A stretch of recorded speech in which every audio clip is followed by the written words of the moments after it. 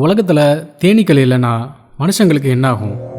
Welcome to fact tube Tamil. உலகத்தில் தேனீக்கள் அழிஞ்சு போச்சுன்னா அடுத்த 4 ஆண்டுகளில் ஒட்டுமொத்த மனித இனமும் அழிஞ்சு போயிடும்னு ஆல்பர்ட் ஐன்ஸ்டீன் சொன்னார்னு ஒரு பிரபலமான கூற்று இருக்குது. ஆல்பர்ட் ஐன்ஸ்டீன் இதை சொன்னதுக்கு எந்த ஆதாரமும் இல்லைனாலும் உலகின் உணவு உற்பத்திக்கு மிகப்பெரிய அளவில் பாதிப்பு ஏற்படும். இது மறுக்க முடியாத உண்மை. ஒட்டுமொத்த உலகின் உணவு உற்பத்தியும் இந்த தேனீக்களை நம்பி தான் இருக்குது.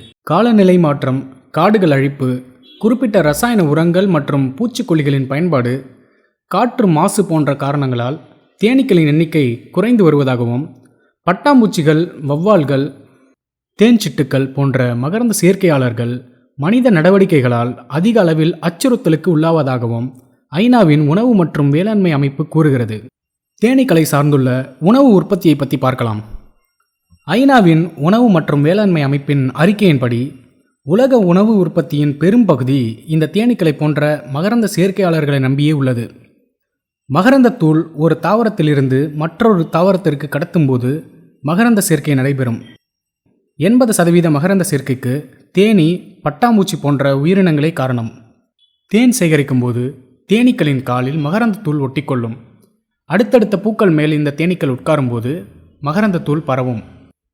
தேனீக்கள் இல்லாமல் மகரந்த சேர்க்கை நடைபெற வெறும் 20% வாய்ப்புகளே உள்ளது. அதுவும் காற்று மற்றும் கிளைகள் உரசுவதால் ஏற்படுகிறது. எதன் உதவியும் இல்லாமல் தாவரங்கள் தானே மகரந்த சேர்க்கை செய்ய 5 முதல் 8% வாய்ப்புகள் மட்டுமே உள்ளது. தேனீக்கள் இல்லை என்றால் காய்கறிகள், எண்ணெய் உற்பத்திக்கான பயிர்கள் மட்டுமல்லாது பாதாம், கோகோ பீன்ஸ், தக்காளி, ஆப்பிள் போன்ற பல பயிர்களில் மகரந்த சேர்க்கை பாதிக்கப்படும். இது மனித உணவில் ஊட்டச்சத்து குறைபாடுகளுக்கு வழிவகுக்கும். எனவே தேன் உற்பத்திக்கு மட்டுமல்லாது உலகளவில் உணவு உற்பத்திக்கும் தேனீக்கள் இன்றியமையாததாக உள்ளது. இந்த தேனீக்கள் அதிக நறுமணமுள்ள மல்லிகை, ரோஜா போன்ற மலர்களை தேடி செல்வதில்லை.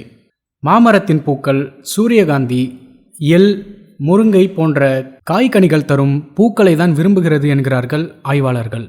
வனப்பகுதியில் வாழும் மக்கள் இந்த தேனீக்களின் செய்கைகள், பறக்கும் திசை மற்றும் நடவடிக்கைகளை வைத்து உணவு உள்ள பகுதிகளை கண்டறிவார்கள். இப்போ தேனீக்களின் எண்ணிக்கை குறைவதற்கான காரணங்களை பார்க்கலாம். பூச்சிக்கொல்லிகள் மற்றும் களைக்கொல்லிகள் தேனீக்களை நேரடியாக பாதிக்கிறது.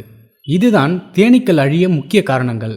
தேனீக்கள் விளைநிலங்களையும் பூக்களையும் தேடி செல்வது உணவுக்காகவும் மகரந்த சேர்க்கைக்காகவும் தான். விவசாய நிலங்கள் அழிக்கப்படும் போது அவை உணவின்றி அழிவை சந்திக்கின்றன. ஒரு பூச்சியால் தான் நம்ம வாழ்ந்துட்டு இருக்கோங்கிறத நாம் எப்பவும் மறக்கக்கூடாது. முடிந்த அளவு நம்ம சுற்றுப்புறத்தை மாசுபடாமல் பாதுகாப்போம். இந்த தகவல் உங்களுக்கு பிடிச்சிருந்தா மறக்காமல் நம்ம சேனலை சப்ஸ்கிரைப் பண்ணிக்கோங்க. உங்கள் நண்பர்களுக்கும் ஷேர் செய்யுங்க.